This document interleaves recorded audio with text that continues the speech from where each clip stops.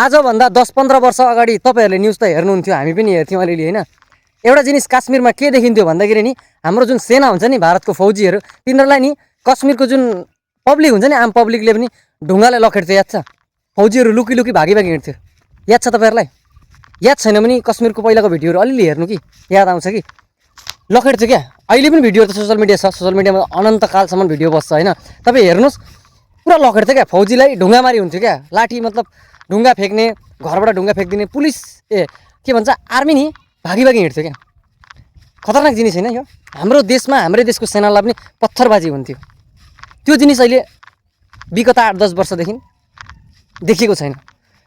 सरकारले जब कुनै पर्टिकुलर मान्छेलाई दोषीलाई जब आफ्नो भोट ब्याङ्क सम्झिन्छ त्यतिखेर सरकारले त्यसलाई अपनाउँछ क्या।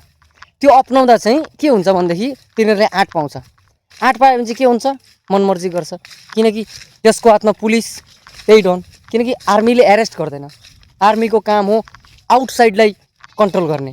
हुनु त भित्र पनि देशको भित्र पनि आर्मीले कन्ट्रोल गर्छ, तर एरेस्ट गर्ने क्षमता हुँदैन। एरेस्ट गर्ने पावर पुलिस हुन्छ। पुलिसमा को पावरमा बसेको हुन्छ?